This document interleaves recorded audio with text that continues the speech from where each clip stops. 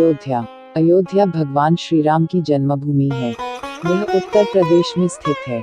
श्री राम ने अपनी वनवास यात्रा यहीं से प्रारंभ की थी। श्रृंगवेरपुर। प्रयागराज से 20-22 किलोमीटर दूर वे श्रृंगवेरपुर पहुंचे, जो निषाद राजगुह का राज्य था।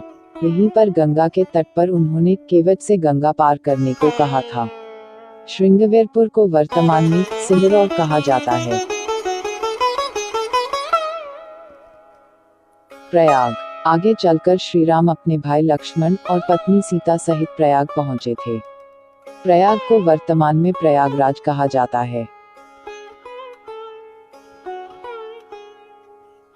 चित्रकूट। प्रभु श्री राम ने प्रयाग संगम के समीप यमुना नदी को पार किया और फिर पहुंच गए चित्रकूट। चित्रकूट वह स्थान है जहां राम को मनाने के लिए भरत अपनी सेना के साथ पहुंचते हैं। तब जब दशरथ का देहांत हो जाता है, भरत यहां से राम की चरण पादुका ले जाकर उनकी चरण पादुका रखकर राज्य करते हैं। अत्रि आश्रम। चित्रकूट के पास ही सतना मध्य प्रदेश स्थित अत्रि ऋषि का आश्रम था। हालांकि अनुसुईया पति महर्षि अत्रि चित्रकूट के तपोवन में रहा करते थे, लेकिन सतना में रामवन नामक स्थान पर भी श्री राम रुके थे, जहां ऋषि अत्रि का एक और आश्रम था।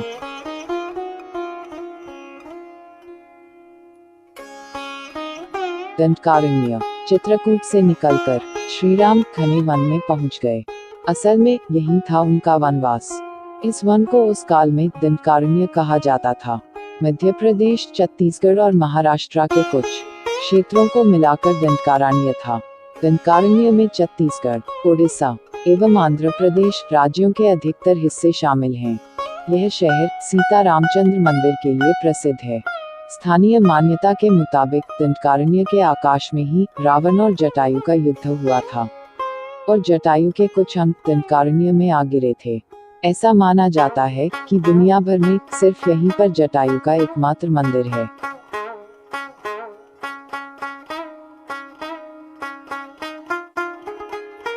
पंचवटी। दंडकारण्य में मुनियों के आश्रमों में रहने के बाद श्री राम अगस्त्य मुनि के आश्रम गए। यह आश्रम नासिक के पंचवटी क्षेत्र में है, जो गोदावरी नदी के किनारे बसा है।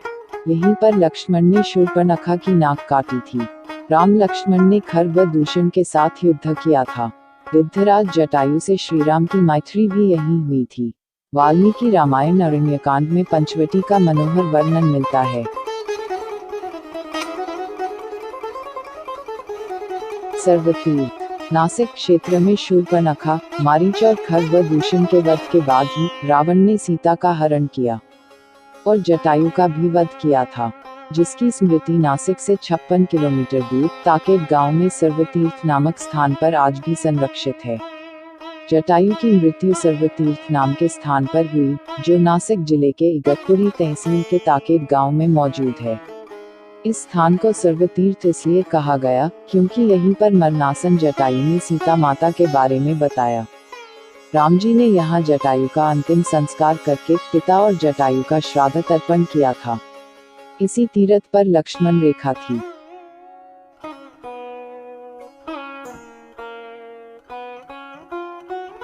पर्णशाला।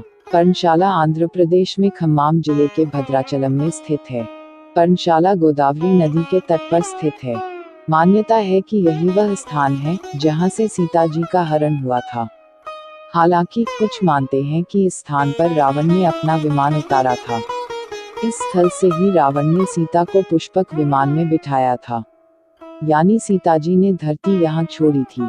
इसी से वास्तविक हरण का स्थल यह माना जाता है। यहाँ पर राम सीता का प्राचीन मंदिर है।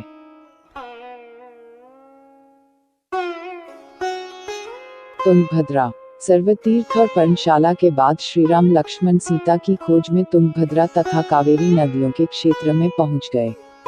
तुंगभद्रा एवं कावेरी नदी क्षेत्रों के अनेक स्थलों पर वे सीता की खोज में गए।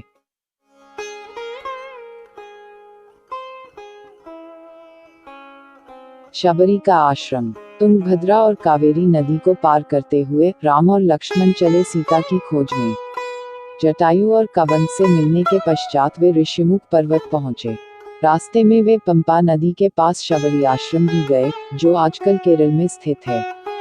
शबरी जाति से भीलनी थी और उनका नाम था श्रमणा।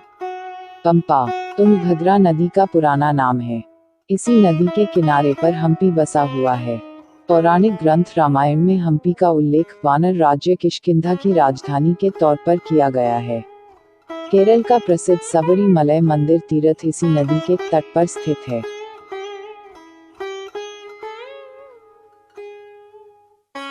ऋषिमुख पर्वत। मलय पर्वत और चंदन वनों को पार करते हुए वे ऋषिमुख पर्वत की ओर बढ़े।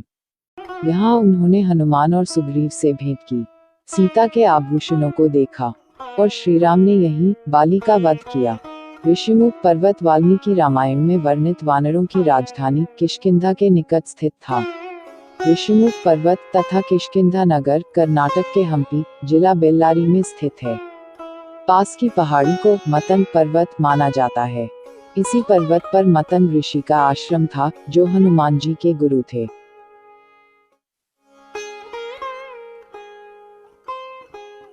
कोडिकराई। हनुमान और सुग्रीव से मिलने के बाद श्रीराम ने वानर सेना का गठन किया और लंका की ओर चल पड़े। तमिलनाडु की एक लंबी तटरेखा है, जो लगभग 1000 किलोमीटर तक विस्तारित है। कोडिकराई समुद्र तट वेलांकनी के दक्षिण में स्थित है, जो पूर्व में बंगाल की खाड़ी और दक्षिण में पाल्क स्ट्रेट से घिरा हुआ है। यहाँ श्रीराम की सेना ने पड़ाव डाला और श्रीराम ने अपनी सेना को कोडिकराई में एकत्रित कर विचार विमर्श किया। लेकिन राम की सेना ने उस स्थान के सर्वेक्षण के बाद जाना कि यहाँ से समुद्र को पार नहीं किया जा सकता और यह स्थान पुल बनाने के लिए उचित भी नहीं है। तब श्रीराम की सेना ने रामेश्वरम की ओर कूच किया।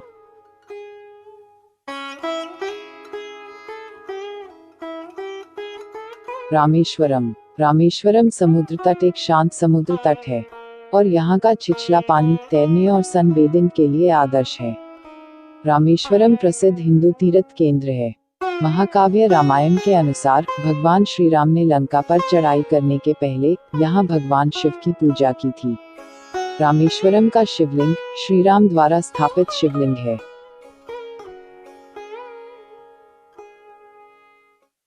धनुषकोडी। वाल्मीकि के अनुसार 3 दिन की खोजबीन के बाद श्रीराम ने रामेश्वरम के आगे समुद्र में वह स्थान ढूंढ निकाला जहां से आसानी से श्रीलंका पहुंचा जा सकता हो। उन्होंने नल और नील की मदद से उक्त स्थान से लंका तक का पुनर्निर्माण करने का फैसला लिया। धनुषकोडी भारत के तमिलनाडु राज्य के पूर्वी तट पर रामेश्वरम द्वीप के दक्षिणी किनारे पर स्थित एक गांव है। यह पंबन के दक्षिण पूर्व में स्थित है। यह श्रीलंका में तलैमनार से करीब 18 मील पश्चिम में है।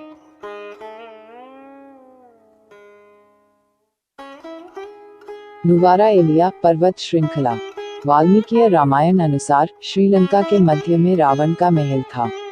नुवारा एलिया पहाड़ियों से लगभग 90 किलोमीटर दूर बांद्रवेला की तरफ मध्य लंका की ऊंची पहाड़ियों के बीचों बीच सुरंगों तथा गुफाओं के भंवरजाल मिलते हैं।